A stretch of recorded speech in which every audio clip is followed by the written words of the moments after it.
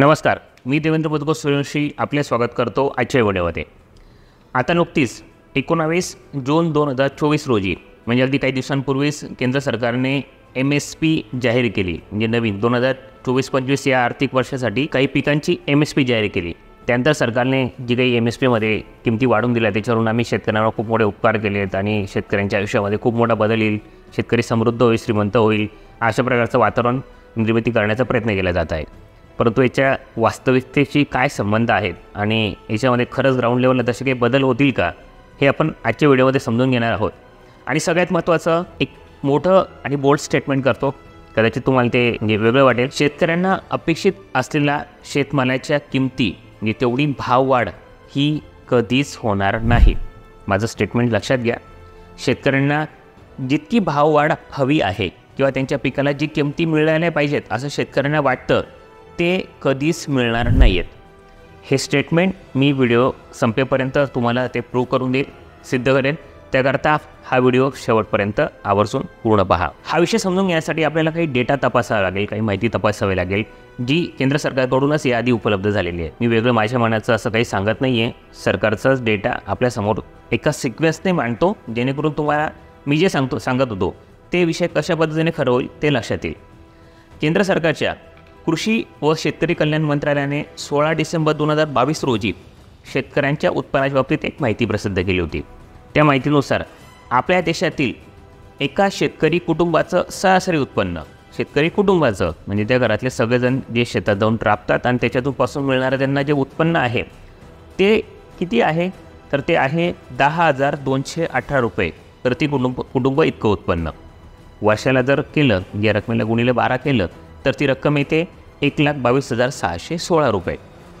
इतकं उत्पन्न एक शेतकरी एव्हरेजली आपल्या देशामध्ये कमवतो आहे। ही आजची वस्तुस्थिती आहे। हा सरकारनेच दिलेला आकडा आहे, माझ्या मनाचा आकडा नाही आहे। लहान मुलांच्या शाळेची फी जर आज भरायची म्हटली तर जवळपास 40 ते 50 हजार रुपये इतकी येते। याच्यात आपल्या हॉस्पिटलचा खर्च वगैरे या सगळ्या गोष्टी जर ॲड केल्यात तर 2 वेळच्या खायला पैसे पुरणार नाहीत, इतकं शेतकऱ्याचं उत्पन्न आहे। याच्यावरून आपल्या शेतकऱ्याची काय अवस्था आहे ते आपल्याला लक्षात येऊ शकतं। त्यामुळे शेतकऱ्याचं उत्पन्न जर वाढवायचं झालं तर आता जो काही शेतमालाला भाव आहे तो वाढवावा लागेल। म्हणजे तो शेतकऱ्याचं उत्पन्न दुप्पट करायचं असेल तर शेतमालाचा भाव दुप्पट करावा लागेल। ते शक्य आहे का, तर ते शक्य नाही, ही वस्तुस्थिती आहे। अजून पुढे ते आकडेवारी बघूच आपण, तुम्हाला त्यावरून सुद्धा ते लक्षात येईल। आपल्या देशात शेतकऱ्यांचं उत्पन्न वाढत नाही याला अल्पभूधारणा हे जरी एक कारण असलं तरीसुद्धा शेतमालाला भाव नाही हे सुद्धा एक कारण आहे। मागील 45 वर्षाची आकडेवारी जर पाहिली तर त्यावरून असं लक्षात येतं की मागील 45 वर्षामध्ये शेतकऱ्याचं उत्पन्न 1 रुपयाने सुद्धा वाढलेलं नाही आहे। म्हणजे समजा मी एखाद्या कुठेतरी 45 वर्षापूर्वी एखाद्या संस्थेमध्ये कामाला लागलो असतो, जॉबला लागलो असतो, 45 वर्षापूर्वी मला जी सॅलरी मिळत होती, जो काही पगार मिळत होता, आज 45 वर्षानंतर सुद्धा मला तेवढ्याच मिळत असेल तर मी त्या ठिकाणी काम केलं असतं का, तर नक्कीच कोणी केलं नसतं। परंतु शेतकऱ्याच्या बाबतीमध्ये गेल्या 45 वर्षापासून हेच घडतं आहे। शेतकऱ्यांच्या शेतमालाची किंमत गेल्या 45 वर्षामध्ये 1 रुपयाने सुद्धा वाढलेली नाही। महागाई जर त्यामध्ये ॲडजस्ट केली तर हे खूप महत्त्वाची गोष्ट आहे। ते कसं ते आपण सरकारच्या आकडेवारीवरून समजून घेऊयात। केंद्र सरकारच्या कृषी व शेतकरी कल्याण मंत्रालयाने दिलेल्या माहितीनुसार मागील 45 वर्षाचा MSPचा जर डेटा आपण घेतला, त्याची माहिती जर कंपॅरिझन करायची म्हटली तर त्यावरून तुम्हाला स्क्रीनवर दिसत असलेला चार्ट लक्षात येईल। म्हणजे 1989-80 या साली MSP केंद्र सरकारने जेव्हा जाहीर केली होती त्यावेळेस असलेल्या किमती आणि 1923-24 साली केंद्र सरकारने ज्या MSPने जाहीर केलेल्या शेतमालाच्या किमती आहेत त्या, याची दोघांचं कंपॅरिझन जर केलं तर आपल्याला असं लक्षात येईल 1979 साली ज्या वस्तूला 95 रुपये प्रति क्विंटल किंमत होती त्याची किंमत 2183 झाली किंवा 2970 झाली। गहू 117 रुपये प्रति क्विंटलने विकला जात होता, तो आता 2275 रुपये झाला। त्याचप्रमाणे इतर वस्तूंच्या सुद्धा ज्या किमती वाढलेल्या आहेत याच्यावरून सरासरी जर आपण बघितलं तर शेतमालाची किंमत जी इथून 45 वर्षापूर्वी 138 रुपये प्रति क्विंटल होती ती आज 5,000 रुपये प्रति क्विंटल इतकी झालेली आहे। आणि यामध्ये फक्त 37 पटींनी वाढ झालेली आहे। किती पटींनी वाढ झालेली आहे? 37 पटींनी। आता तुम्ही हा एक आकडा लक्षात घ्या की 45 वर्षामध्ये शेतमालाची किंमत या 37 पटींनी वाढल्या, एवढं आपण लक्षात घेऊया। आणि यामध्ये आपण मजुरीचे जे भाव वाढले आहेत, शेतीसाठी सीड पेस्टिसाईड फर्टिलायझर जे लागतं त्याचे जे भाव वाढलेले आहेत, किंवा इतर ज्या काही बऱ्याच गोष्टींचे शेतकऱ्यांचे खर्च वाढलेले आहेत, ते कुठल्याही प्रकारचा हिशोब आपण यामध्ये कन्सिडर केलेला नाही आहे. म्हणजे शेतकऱ्यांचा जो काही खर्च वाढला 45 वर्षामध्ये, त्याच्या किमती ज्या वाढल्यात त्या आपण हिशोबात घेतल्या नाही आहे. फक्त उत्पन्नाचा जो भाव वाढला तितकीच रक्कम आपण लक्षात घेतलेली आहे, हे इथे नोट करा. worlddata.info नावाची एक वेबसाईट आहे. ती जगातील संपूर्ण विविध देशांची बरीच माहिती त्या वेबसाईटवर गोळा करून ठेवत असते. या वेबसाईटवरून जर आपल्या देशाचं 45 वर्षापूर्वी एक रुपयाची जी काही किंमत होती आणि आज 1 रुपयाची जी काही अवमूल्यन होऊन आलेली किंमत आहे, याची दोघांची कंपॅरिझन जर करायचं झालं तर त्यावरून आपल्याला लक्षात येतं की 1980 साली 1 रुपयाची जी किंमत होती, आज वास्तविक त्याची किंमत फक्त 4 पैसे इतकी झालेली आहे. म्हणजे मागील 45 वर्षामध्ये रुपयाचं 96 रुपये 27 पैसे इतकं अवमूल्यन झालेलं आहे. सोप्या भाषेत सांगायचं झालं तर 1980 साली 1 रुपयामध्ये जी वस्तू खरेदी करता येऊ शकत होती, ती वस्तू खरेदी करण्यासाठी आज आपल्याला जवळपास 27 रुपये मोजावे लागतील. म्हणजे 27 पटींनी महागाई वाढलेली आहे. आणि शेतमालाच्या किमती किती वाढल्यात? 34 पटीने. यामध्ये शेतीसाठी लागणारे जे काही खर्च आहे त्याच्या वाढलेल्या किमतींचं कोलॅबरेशन जर केलं, दोघींचं त्यामध्ये मिक्स केलं, तर शेतकऱ्याचं उत्पन्न मागील 45 वर्षामध्ये 1 रुपयाने सुद्धा वाढलेलं नाही. फक्त जेवढी महागाई वाढली तेवढंच आपलं उत्पन्न वाढलेलं आहे, हे आपल्याला यावरून लक्षात येतं. आणि मागील 45 वर्षामध्ये सरकारी जे एम्प्लॉईज आहेत त्यांची पगार किती वाढले, किंवा इतर सेक्टर व्यापारी वगैरे यांचे सगळ्यांचे जे उत्पन्न वाढलेत, यांची आकडेवारी जर बघितली तर ती 150 ते 250 पट त्यांचं उत्पन्न वाढलेलं आहे.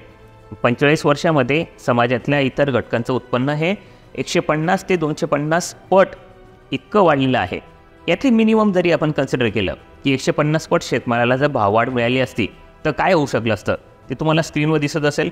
त्यावरून तुम्हाला लक्षात येईल की 1979-80 साली ज्या शेतमालाला 138 रुपये इतका भाव मिळत होता, त्याचं 150 पटीने जर केलं तर आज 20,721 रुपये प्रति क्विंटल इतकी किंमत शेतमालासाठी लोकांना मोजावी लागली असती.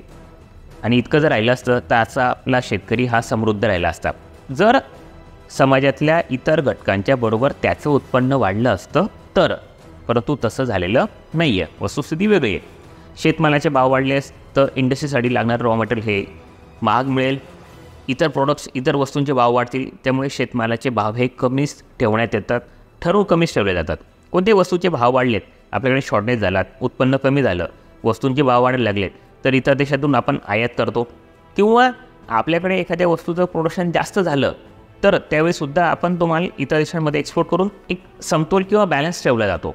महागाई ही खूप मोठ्या प्रमाणावर वाढू दिली जात नाही शेतमालाच्या बाबतीमध्ये. कार, कॉम्प्युटर, घर, इतर कशाच्याही किमती कितीही वाढल्या तरी लोक ते खरेदी करतात. जो 50,000चा मोबाईल खरेदी करू शकतो त्याच मोबाईलसाठी त्याला 70,000 रुपये द्यावे लागले तरी तो आनंदाने देतो.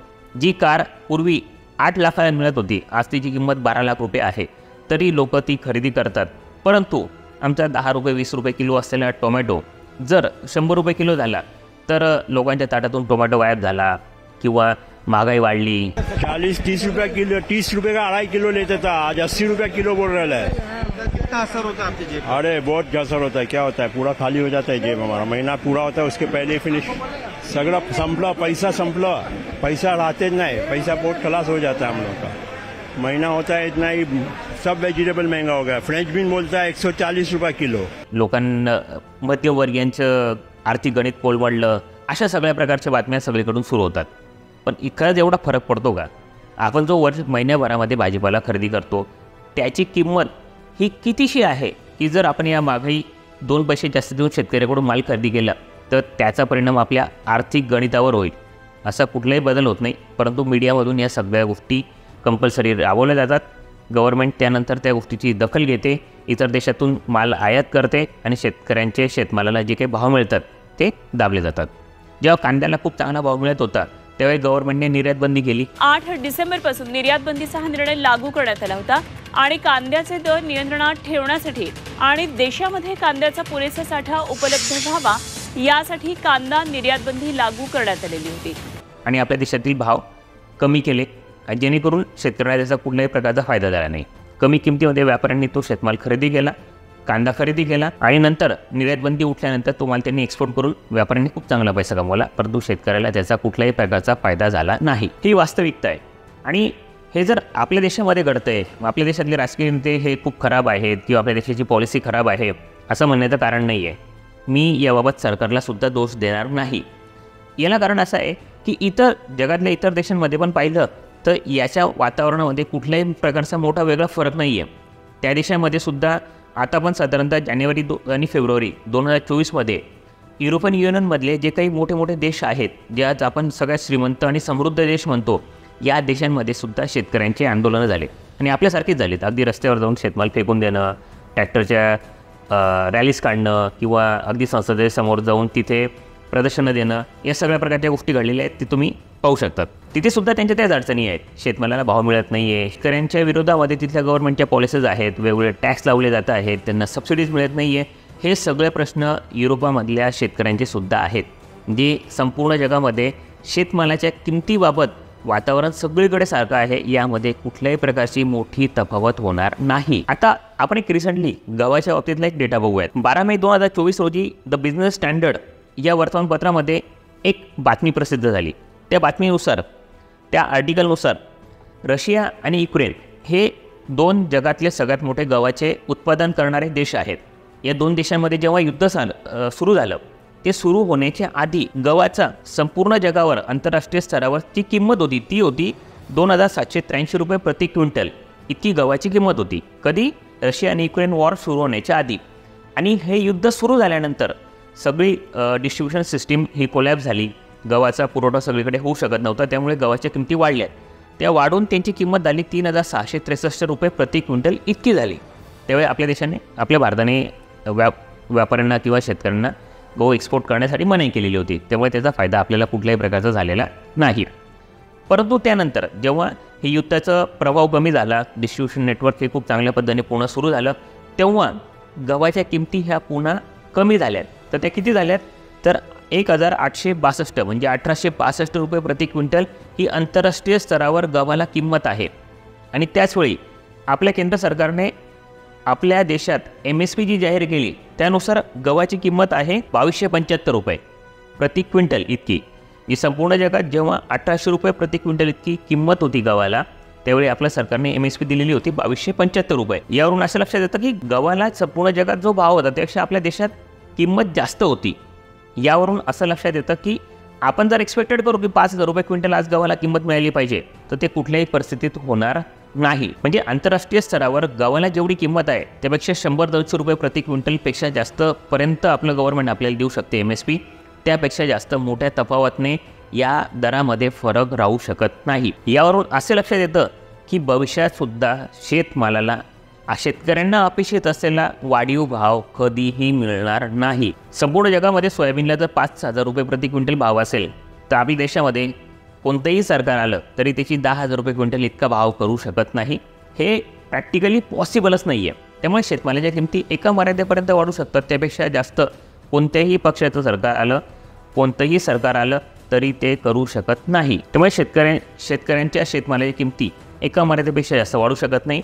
आणि लहान शेतकऱ्यांना किंवा शेतकऱ्यांची जी अपेक्षित किंमत आहे ती तर कधीच मिळू शकत नाही. हे कोणत्याही पक्षाचं सरकार असेल तरी हे स्पष्टपणे सांगू शकत नाही. आम्ही प्रयत्न करत आहोत शेतकऱ्यांच्या समृद्धतेसाठी, त्यांचं उत्पन्न वाढवण्यासाठी आम्ही हे करतोय ते करतोय, हे सगळं ते दाखवण्याचा प्रयत्न करतात, परंतु ते शेतमालाला किंमत देऊ शकत नाही. असं असेल तर मग काय करायचं? जर परिस्थिती बदलायची असेल तर आपल्यासमोर एकच ऑप्शन उरतो, तो म्हणजे शेतकऱ्यांनी कृषी उद्योजकतेमध्ये पदार्पण केलं पाहिजे, स्वतःचे कृषी व्यवसाय केले पाहिजे.